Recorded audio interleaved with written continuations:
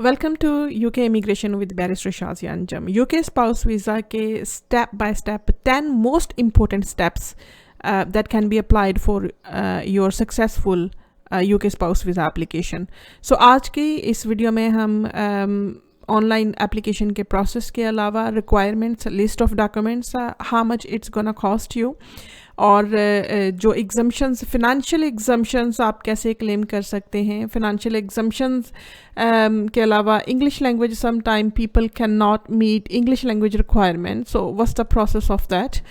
And also आज की videos में हम बात करेंगे कि कितने सूटेबिलिटी रिक्वायरमेंट क्या है जो एप्लीकेंट्स एक्चुअली मस्ट मीट, और यूके स्पाउस वीज़ा में रिलेशनशिप की रिक्वायरमेंट क्या है, इंग्लिश लैंग्वेज टीबी टेस्ट की रिक्वायरमेंट क्या है, सूटेबल अकोमोडेशन क्या होती है जो आपको एक successful UK spouse visa application के लिए चाहिए होती है। और इसी तरह से ही आप देखेंगे कि सपोर्टिंग लेटर्स आपने कौन कौन से अपने एप्लीकेशन में लगाने हैं। आपको उसके साथ जो अपेंडिक्स 2 VAF4A फॉर्म जो है वो किस तरह से कंप्लीट करना है। स्पाउस वीज़ा के जो चेकलिस्ट होती है डॉक्यूमेंट्स की, उसके बारे में भी हम बात करेंगे, और जो जैसे हमने कहा होल प्रोसेस इसमें डिस्कस किया जाएगा।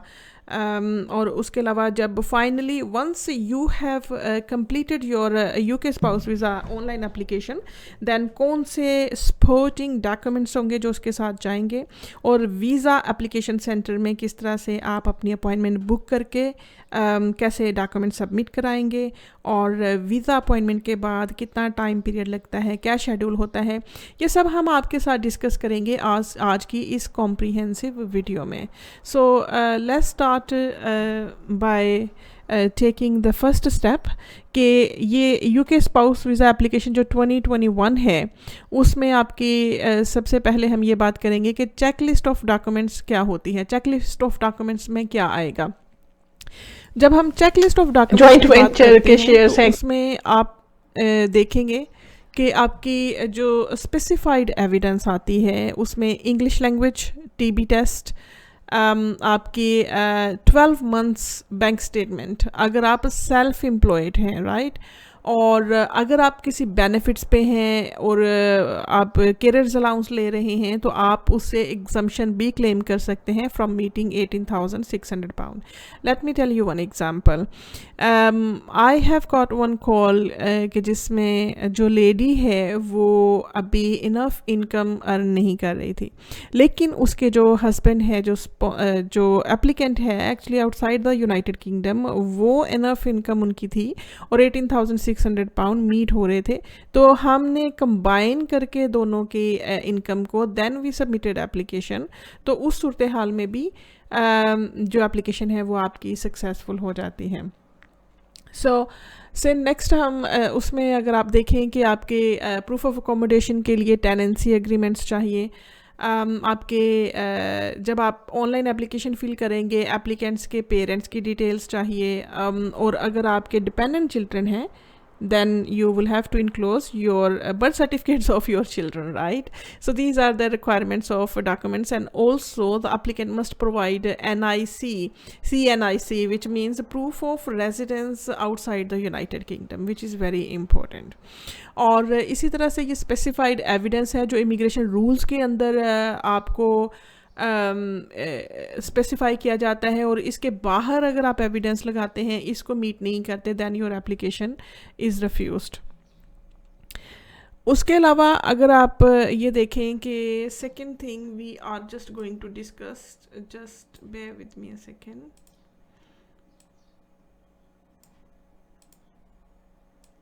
ओके, सो अभी आपने क्या करना है कि आपके लिए ये है कि सबसे इम्पोर्टेंट चीज़ है कि इसमें ड्राफ्ट्स क्या लगते हैं और किस तरह से आपने ड्राफ्ट्स प्रिपेयर कर सकते हैं। सो ड्राफ्ट्स प्रिपेयर करने के लिए सबसे पहले आपको ये शो करना होता है कि आप किस रूट पे जा रहे हैं। अगर आप एग्जम्पशन क्लेम करने के लिए जा रहे हैं तो फिर आपको ड्राफ्ट्स चाहिए होंगे, I mean maintenance from third party, accommodation from third party, या इस तरह से आपको सपोर्टिव एविडेंस चाहिए जो आपके एप्लीकेशन को सपोर्ट कर सकें। लेकिन अगर आप को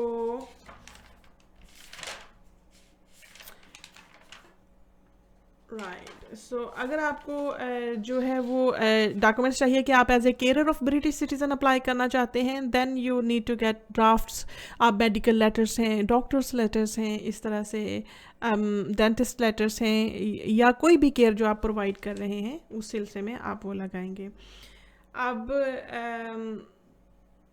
अपडेट्स क्या हैं 2021 के, यहाँ पर अब क्या चेंजेस आई हैं? चेंजेस ये हैं कि एक तो आपको रिलैक्सेशन इनकम की मिल सकती है कि अगर कोविड-19 की वजह से आपकी एम्प्लॉयमेंट अफेक्ट हुई है, कोविड-19 की वजह से आप कंटिन्यू नहीं कर सके अपनी जॉब को, लेकिन अगर आप पहले जॉब करते रहे हैं, then you can actually submit your application on the basis कि कोविड-19 से मुतासर हुए हैं, तो अभी इस कंसिड्रेशन को होना चाहिए।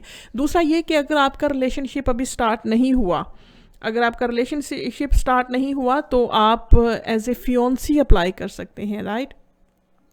एज ए फियोंसी आप अप्लाई कर सकते हैं। और बहुत सारे लोग ये कहते हैं कि हमें इंग्लिश लैंग्वेज की प्रॉब्लम है, हम फिनंशियल मेंटेनेंस को मीट नहीं कर सकते, फिनंशियल रिक्वायरमेंट 18,500 को नहीं कर सकते meet.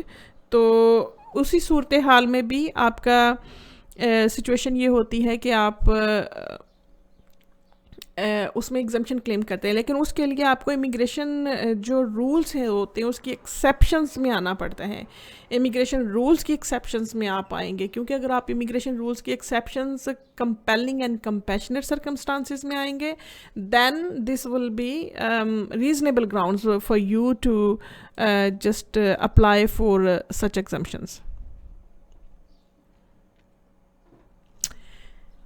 Right, so next thing is that कि आपके कौन अप्लाई कर सकता है as a spouse of British citizen. As a spouse में आप अगर ब्रिटिश सिटीज़न के स्पाउस हैं, सेटल पर्सन के हैं जो 7 ईयर्स रूट पे यहाँ पर रह रहे हैं, जिनके 7 ईयर्स ओल्ड चिल्ड्रन है यहाँ पर, या जो ह्यूमैनिटेरियन प्रोटेक्शन में रह रहे हैं, असाइलम सीकर्स हैं यहाँ पर, असाइलम रिफ्यूजी स्टेटस है यहाँ पर, तो वो अपने स्पाउस के लिए अप्लाई कर सकते हैं।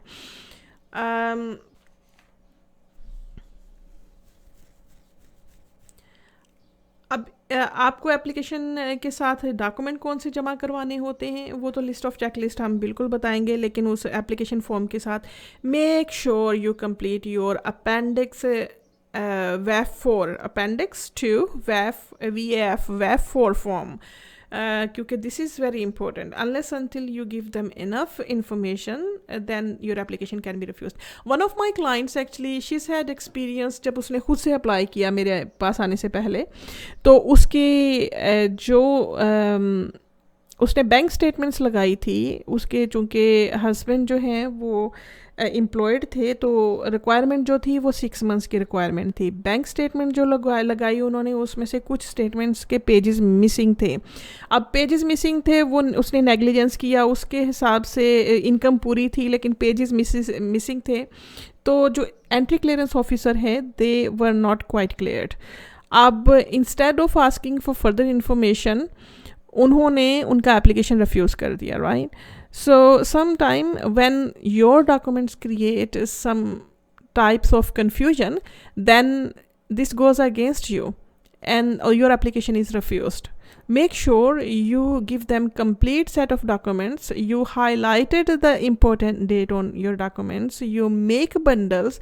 If you need any further help or guidance how to prepare your documents, I always suggest that you consult with your lawyer or solicitors at least 3 months before submitting your application. या फिर ये कि आप किसी भी ऐसे organisation के member बन सकते हैं जिसमें आपको फ्री कंटेंट्स डिलीवर किए जाते हैं। जैसे अगर आप ज्वाइन करना चाहें तो यूके इमिग्रेशन के नाम से फेसबुक ग्रुप आप ज्वाइन करें, वहाँ पे फ्री इंफॉर्मेशन हम करते हैं। और दूसरा, अगर आप उस ग्रुप के मेंबर बनते हैं तो आपको कंप्लीट गाइडेंस दी जाती है इन टर्म्स ऑफ कि आपने किस तरह से मूव फॉरवर्ड करना है। लेकिन उसके लिए you must consult 3 months before and book your appointment as well. So next thing is that कि इसके आपके एप्लीकेशन के क्या कॉस्ट होते हैं। आपके एप्लीकेशन के कॉस्ट क्या हैं? जो आपके नॉन रिफंडेबल जो है वो £1,550, आपकी एप्लीकेशन की फ़ी है। अब IHS की फ़ी क्या है, 1874 पाउंड, जो कि रिफ़ंडेबल होती है। अगर आपका एप्लीकेशन रिफ्यूज़ हो जाता है देन आपकी एप्लीकेशन फ़ी तो रिफ़ंड नहीं होती, लेकिन आपके IHS चार्जेस जो हैं वो रिफ़ंड हो जाते हैं। उसके लिए भी सम टाइम लोगों को डायरेक्ट नहीं मिलते उसके जो सर चार्जेस हैं, लेकिन ऐसी सूरत हाल में आप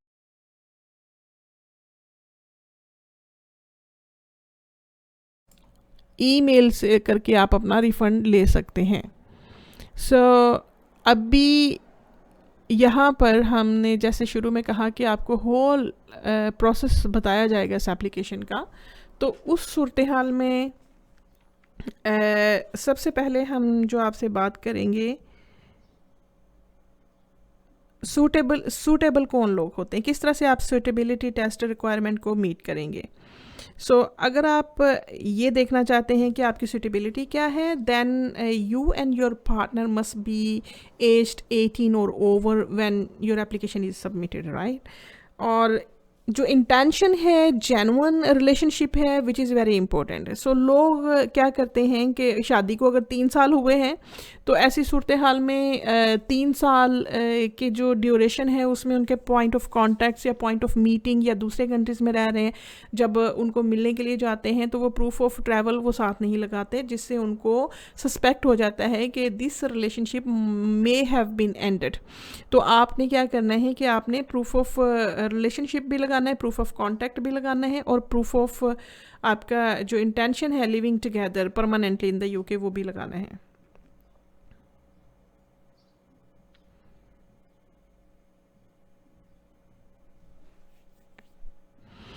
अब इसमें जो नेक्स्ट स्टेप आता है वो ये है कि आप जो सर्टन लोग होते हैं, अगर वो if you are not exempted from meeting English language requirement, then you must do A1 yes A1 safer requirement, या फिर IELTS के जो है वो 4 बैंड होते हैं। अब बुक कैसे करना है, आप अपने ब्रिटिश कौंसल एम्बेसी की वेबसाइट पे जाके खुद बुक कर सकते हैं। उस टेस्ट के आपको वहाँ से नोट्स मिल जाएंगे without paying any extra fee to your agent. then you can just do it by yourself. All you have to do is to prepare your contents and just फजूल के काम छोड़ के आप कोई 1 वीक 2 वीक्स के लिए दिन रात मेहनत करें, then you can do your English language और ख़ुद बुक करें, और उसका जो रिज़ल्ट आएगा वो आप उसके साथ इनक्लोज करेंगे उसका रेफरेंस नंबर या certificate of English language, right. लेकिन किसी वजह से अगर आप की एज जो है वो नंबर 165 ईयर्स से ओल्ड हैं तब भी आपको एग्जम्पशन मिलती है। अगर आप मेंटली या physically if you are not feeling well तब भी एग्जम्पशन मिलती है। और अगर आपके जो है वो कोई ऐसी डिग्री है जो आपने UK से पढ़ी है तो भी आपको एग्जम्पशन मिलती है। तो UK स्पाउस वीज़े की और भी रिक्वायरमेंट है जो कि TB टेस्ट है। ओके सो TB टेस्ट कुछ कंट्रीज़ में रिक्वायर्ड नहीं है, लेकिन कुछ कंट्रीज़ में रिक्वायर्ड है। Always discuss with your lawyer if you are required to complete your TB test. So make sure कि आप जो UK की अप्रूव्ड ऑर्गेनाइजेशंस हैं TB टेस्ट के लिए, उनको मे बी थोड़ी फ़ीस भी उनकी होती है, वो आप पे करके तो फिर अपना TB टेस्ट लेंगे। लेकिन मेक श्योर कि ये वैलिड हो, क्योंकि ये 6 मंथ्स का वैलिड होता है। जब भी आप अपना एप्लीकेशन करें, hey listen to me, whenever you submit your application you must enclose your updated documents. ये नहीं है कि आप एप्लीकेशन कर रहे हैं लेकिन उस एप्लीकेशन के आपके जो डॉक्यूमेंट्स हैं वो आउटडेटेड है, 3 मंथ्स ओल्ड हैं, पहले एप्लीकेशन सबमिट करवाई रिफ्यूज़ हो गई, दोबारा एप्लीकेशन सबमिशन करा रहे हैं तो पुराने डॉक्यूमेंट्स लगा रहे हैं। ना, ये आपने नहीं करना, ये आपने बिल्कुल भी नहीं करना, क्योंकि आपकी जो फ़ी है 1550 पाउंड वो वेस्ट हो जाएगी। आपका एप्लीकेशन रिफ्यूज़ होता है तो सफ़र कौन होता है, आप सफ़र होते हैं। तो इसलिए मेक श्योर कि आप अपडेटेड डॉक्यूमेंट्स लगाएं, और अपडेटेड डॉक्यूमेंट्स के अलावा आप उसमें अपने जो रिव्यू करवा लें, चेकलिस्ट उसके रिव्यू करवा लें।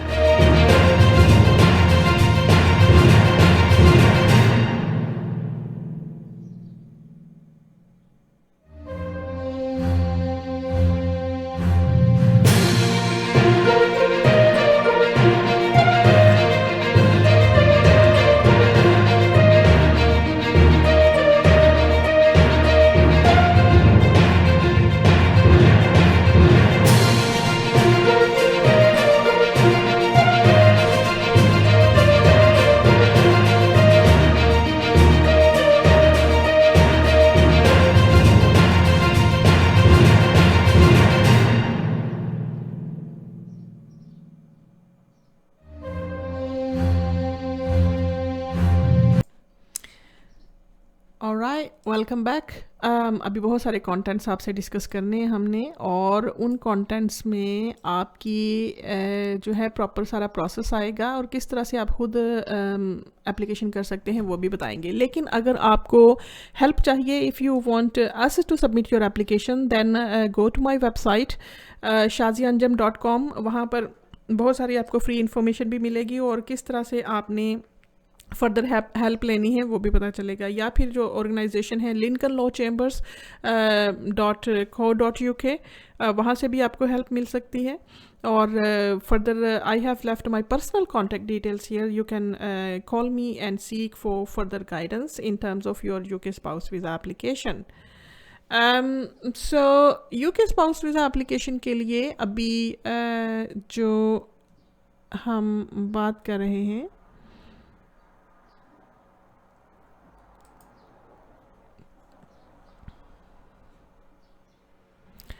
उसमें ये है कि just 1 second, if you stay with me.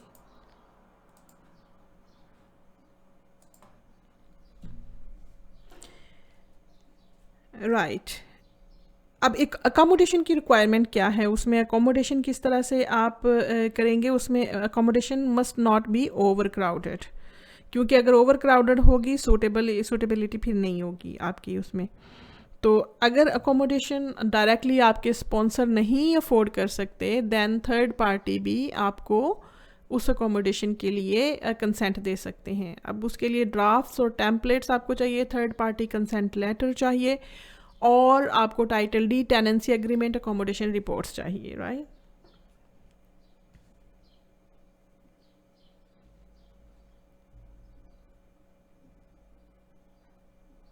अब बिगेस्ट रीजन ऑफ रिफ्यूजल क्या होती है? Biggest reason of refusal, you want to know biggest reason of refusal? Here's the thing, financial requirement. इसमें बहुत सारी ऑप्शंस हैं, बहुत सारी ऑप्शंस हैं इसमें। फिनेंशियल रिक्वायरमेंट सेल्फ एम्प्लॉयड के लिए डिफरेंट है और एम्प्लॉयड पर्सन के लिए डिफरेंट है। इसी तरह से ही जो केयरर्स अलाउंस ले रहे हैं उनके लिए डिफरेंट है, और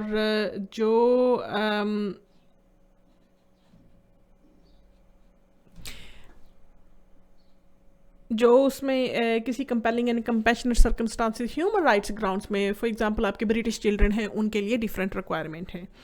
सो अब सबसे पहले जो 2021 में फिनेंशियल रिक्वायरमेंट है क्या, किस तरह से मीट कर सकते हैं, अगर नहीं मीट कर सकते एग्जम्पशन कैसे क्लेम कर सकते हैं, और अगर आप किसी एग्जम्पशंस में already with in the immigration rules आते हैं तो उसके लिए स्पेसिफाइड डॉक्यूमेंट्स क्या लगाने हैं, और अगर आपने सेल्फ एम्प्लॉयड हैं तो फिर कौन से डॉक्यूमेंट्स लगाने हैं। अगर आप एम्प्लॉयमेंट में नहीं हैं, आपके पास सेविंग्स हैं तो कितनी सेविंग्स होनी चाहिए, या अगर आपके पास कंबाइंड इनकम है एप्लीकेंट और स्पॉन्सर की तो क्या होना चाहिए।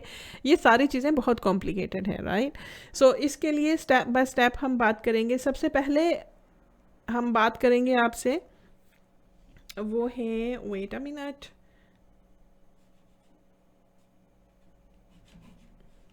ओके। सो सबसे पहले कि बेसिकली कि आप उसमें कौन कौन से डॉक्यूमेंट्स लगाएंगे, अगर आपकी थ्रेशोल्ड है क्या। फर्स्ट ऑफ ऑल इसका थ्रेशोल्ड क्या है, कितनी इनकम रिक्वायर्ड है, सिंप्लीफाई करते हैं आपके लिए हम, ठीक है। सबसे पहले इसका थ्रेशोल्ड क्या है, कितनी इनकम बेसिकली होनी चाहिए, जो इमिग्रेशन रूल्स कहते हैं वो है 18,600 पाउंड, 18,600 पाउंड। अब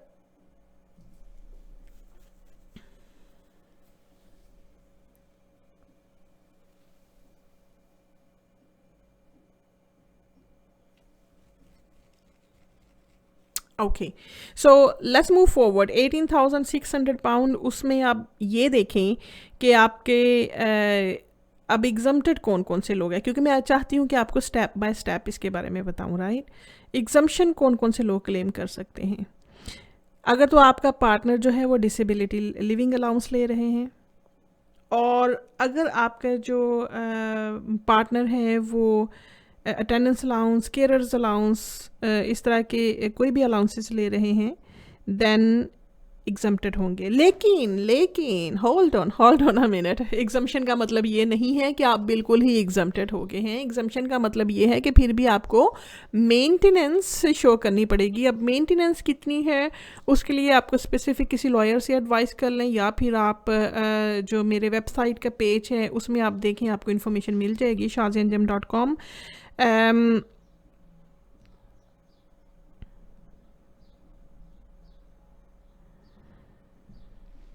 लेकिन अगर आप एग्जम्पशन में नहीं आते और एम्प्लॉयमेंट में भी नहीं है, फिर आप क्या करेंगे? फिर आपके पास कैश सेविंग होनी चाहिए 62,500 पाउंड।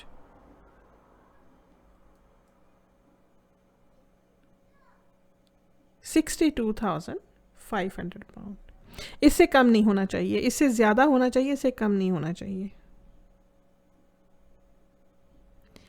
लेकिन अगर आपके डिपेंडेंट चिल्ड्रन हैं, राइट, अगर आपके डिपेंडेंट चिल्ड्रन हैं तो फिर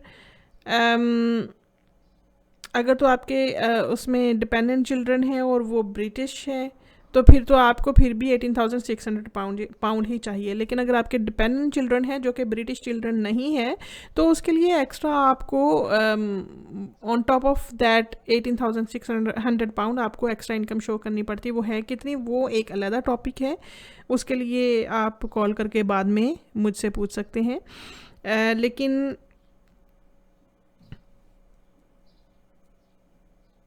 और अगर अभी आप जानना चाहते हैं then it's going to be 22,400 pound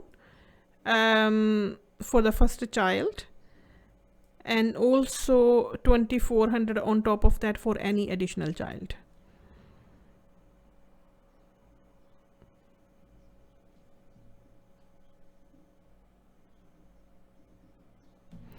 So ये वो चीज़ें हैं जो आपको मेक श्योर करना है before you can submit your application कि आपके सारे डॉक्यूमेंट्स रेडी हैं। और अगर आपने अपना एप्लीकेशन कर लिया है, आप चेक करवाना चाहते हैं सिर्फ चेक लिस्ट ऑफ, तो देन आप कांटेक्ट कर सकते हैं to just have your application checked कि whether or not all the documents are fine, और आपके एप्लीकेशन में कोई अगर मिस्टेक है या कुछ ऐसा तो आप चेक लिस्ट की सर्विसेज ले सकते हैं।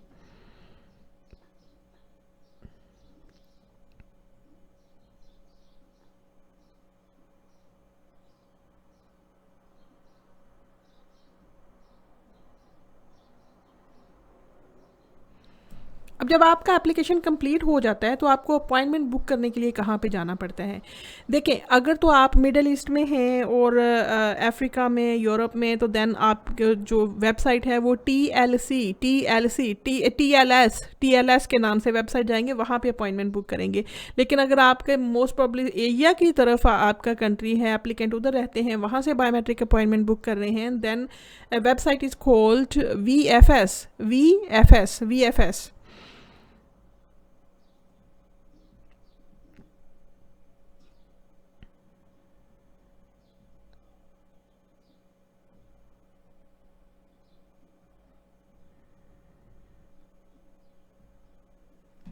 अब उसके साथ आपने जो डॉक्यूमेंट्स लगाने हैं, आपके स्पॉन्सर के डॉक्यूमेंट्स अलग से लगेंगे और एप्लीकेंट के डॉक्यूमेंट्स अलग से लगेंगे। सो जो स्पॉन्सर है वो अपने पासपोर्ट की कॉपी लगाएंगे, और जो है वो उनके जो सपोर्टिव डॉक्यूमेंट्स होते हैं, फॉर एग्ज़ाम्पल उनकी जो एम्प्लॉयमेंट के डॉक्यूमेंट्स हैं, एकोमोडेशन के डॉक्यूमेंट्स हैं, और इसी तरह से बाकी एनी प्रूफ ऑफ रिलेशन के डॉक्यूमेंट्स वो अपने इधर भी सेंड कर सकते हैं, या जब एप्लीकेंट वीज़ा सेंटर पे जाएं तो वहाँ पर भी सबमिट कर सकते हैं। दो तरीक़ेकार होते हैं। पहले तरीके में आप अपलोड कर सकते हैं अपने documents. Once you submitted your application you will have the options to upload your documents on the same page after submitting your application, तो and after making the payment as well, क्योंकि जब आप online application fill करते हैं उसी पे आप IHS की पेमेंट करते हैं, उसी पे ही आप अपनी फ़ी की अपनी अपनी उसकी एप्लीकेशन की फ़ी पे करते हैं। उसके बाद then you are able to upload your documents उसमें, आपने जो डॉक्यूमेंट्स अपलोड करने हैं उस पे स्कैन करके मेक श्योर कि everything is in PDF and properly saved and scanned into your system so that they are readable. Some time if they are not readable तो रिस्क ये होता है कि वो आपके एप्लीकेशन पे इम्पैक्ट पड़ेगा. तो दूसरा प्रोसेस इसमें ये होता है कि जब आप वीज़ा सेंटर में अपनी अपॉइंटमेंट बुक करते हैं तो वहाँ पर आप अपना एप्लीकेशन ले जाते हैं, साथ ही सपोर्टिव डॉक्यूमेंट्स ले जाते हैं. Everything is done online. लेकिन जब आप दूसरे कंट्री में हैं या आपके लॉयर जो है वो एप्लीकेशन करते हैं दूसरे कंट्री से, then you can send all of the documents by email और या फिर कोई भी फोल्डर शेयर कर सकते हैं. डिजिटल तरीके से आप एप्लीकेंट को डॉक्यूमेंट्स भेजेंगे एंड वो वहाँ से किसी भी इंटरनेट कैफ़े से प्रिंट आउट करवा के एप्लीकेशन सेंटर में ले जाएंगे और वो स्कैन करके आपके ओरिजिनल डॉक्यूमेंट्स आपको वापस कर दिए जाएंगे except from your passport, original passport. Okay.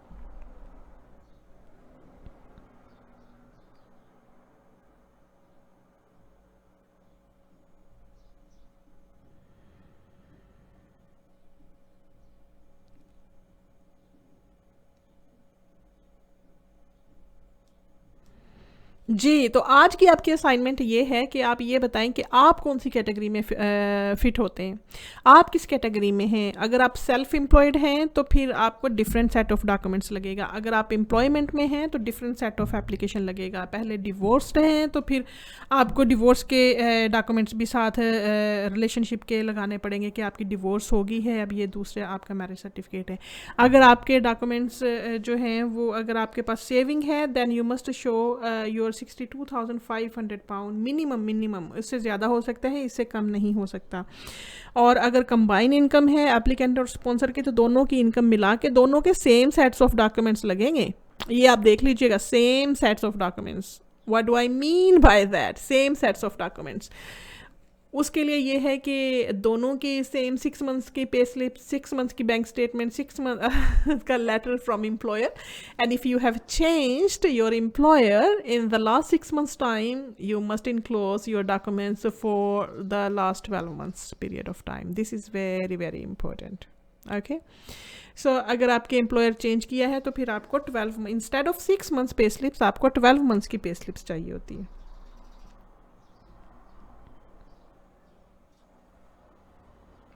अच्छा, ये बहुत इंपॉर्टेंट है कि आप एप्लीकेशन में आपके लिए क्या क्या चीज़ें इंपॉर्टेंट है. अगर आप अपना एप्लीकेशन खुद कर रहे हैं या लॉयर के साथ हैं, मेक श्योर कि ये 3 चीज़ें आप करते हैं.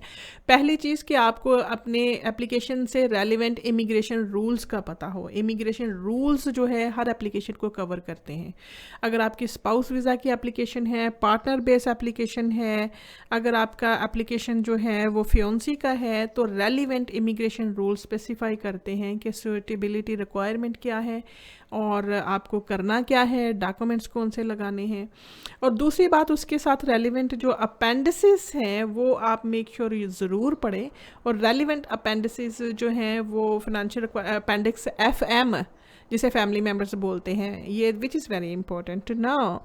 Many people they do not know about the appendix FM क्योंकि ये स्पेशलिस्ट तो इस्तेमाल करते हैं लेकिन क्लाइंट्स को इसकी समझ नहीं लगती. तो इसलिए अपेंडिक्स FM डाउनलोड करें.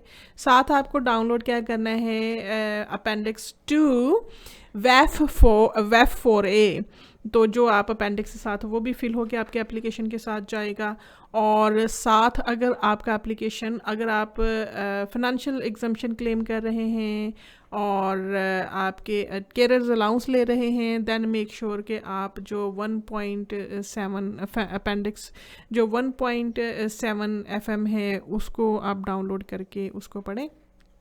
और उसके साथ अगर आपका एप्लीकेशन, अगर आप किसी तरह से भी इनकम रिक्वायरमेंट मीट नहीं करते, okay, let me just tell you this thing, you have to figure it out. अगर किसी तरह से भी आपकी रिक्वायरमेंट पूरी नहीं है, आप एम्प्लॉयमेंट में भी नहीं हैं, कैश सेविंग भी नहीं है, और आप जो है वो बेनिफिट्स भी नहीं ले रहे, certain benefits, carers allowance, disability allowance, तो फिर क्या आप कर सकते हैं. फिर आपके पास एक ऑप्शन ये होती है कि आपका केस एक्सेप्शनल सर्कमस्टांसिस में होना चाहिए. अब वो कैसे प्रूफ करना है, वो आप EX1 ऑफ अपेंडिक्स FM उसको पढ़ेंगे. वो मोस्ट रेलिवेंट होगा आपके एप्लीकेशन के साथ. सो आपने ये अपेंडिक्सेस ज़रूरी है, इमिग्रेशन रूल्स पढ़ लिए, अपेंडिसेस डाउनलोड कर लिए, उसके बाद तीसरी चीज़ आपकी आ जाती है evidence. Evidence is matter of fact, list of document, check list of documents, right. So ये आपने करना है. जो प्रेपरेशन ऑफ डॉक्यूमेंट्स होती है, this is the most important factor in your application. Check list of documents, preparation of documents, translation of documents. If they are not in English, then you must get them translated in English and get them certified by the relevant authorities. तीसरी चीज़ ये करनी है. चौथी चीज़ आपके आ जाते हैं इसमें drafts, templates, जो आपके एप्लीकेशन को स्ट्रॉन्ग करते हैं, स्ट्रेंथन करते हैं. अगर कोई आपका डॉक्टर्स लेटर है, अगर आपके कोई ऐसे कंपेलिंग कंपैशनेट सर्कमस्टांसिस हैं, किसी की तरफ से आपको थ्रेट्स हैं, इनफ आपको मेडिकल सहूलियात नहीं मिल रही है, आपको स्टेट प्रोटेक्शन नहीं देती, आप फोर्स्ड मैरिजेस का पहले शिकार हुए हैं या होने लगे थे, आपके पेरेंट्स आपके साथ साथ नहीं देते, कोई स्पेशल ग्रुप आपके अगेंस्ट है. सो ये वो चीज़ें हैं जो आपके एक्सेप्शनल सर्कमस्टांसिस में आती हैं. और इसको प्रूव कैसे करना है? प्रूव करने के लिए आपको टेम्पलेट्स चाहिए, ड्राफ्ट्स चाहिए, और आपको रेलिवेंट लेटर हेड पे ये लेटर्स चाहिए. ओके. सो ये जब आप तीन चीज़ें करते हैं, इससे मेक श्योर हो जाता है कि आपकी strength of application is enhanced और आपके चांसेस ऑफ सक्सेस बढ़ जाते हैं उसमें. और जब आप ऑनलाइन एप्लीकेशन कैसे फिल करना है, राइट, ऑनलाइन एप्लीकेशन कैसे फिल करेंगे? ऑनलाइन एप्लीकेशन प्रोसेस फिल करने के लिए जब आप government.uk की वेबसाइट पे जाएंगे, उस लिंक पे जाएंगे, तो वहाँ पर आप अपनी डिटेल्स डालेंगे एप्लीकेंट की. नॉट अगर आप स्पॉन्सर हैं तो अपनी डिटेल नहीं डालनी, आपने एप्लीकेंट की डिटेल डालनी है. तो एप्लीकेंट्स की डिटेल्स उसमें जाएंगी. एप्लीकेशन फॉर्म के दो पार्ट्स होते हैं, राइट. पहले पार्ट में एप्लीकेंट्स की सारी डिटेल्स उसमें फिल होंगी. उसमें एप्लीकेंट्स के नाम, date of birth, place of birth, उसके पेरेंट्स की details, previous history, previous refusals. Make sure you give answers accurately, otherwise आप अगर डिसेप्शन लग जाए तो फिर आपकी 10 ईयर्स तक यूके एप्लीकेशन नहीं होती. Unless there are compelling and compassionate circumstances, then it becomes harder and harder to prove your innocence. So make sure कि फर्स्ट एप्लीकेशन में आप राइट इन्फॉर्मेशन कंप्लीट करते हैं. So sometime it's better to seek professional advice before you can submit your application. This can save you a lot of money, lot of time for your application. So ये आपके हो गए हैं 3 parts of process. और जब आप online application करते हैं, फर्स्ट स्टेप में आपके एप्लीकेंट्स की डिटेल्स जाते हैं. सेकंड स्टेप में स्पॉन्सर की डिटेल्स जाएगी. स्पॉन्सर की इनकम क्या है, नेशनल इंश्योरेंस क्या है, प्रीवियस मैरिजेस क्या है, डिपेंडेंट चिल्ड्रन क्या है, और कंपेलिंग एंड कंपैशनेट सर्कमस्टांसिस क्या है, पासपोर्ट्स क्या हैं, पासपोर्ट्स के नंबर क्या हैं, प्रीवियस पासपोर्ट्स क्या है. सेकेंड पार्ट में स्पॉन्सर्स की डिटेल्स जाएगी.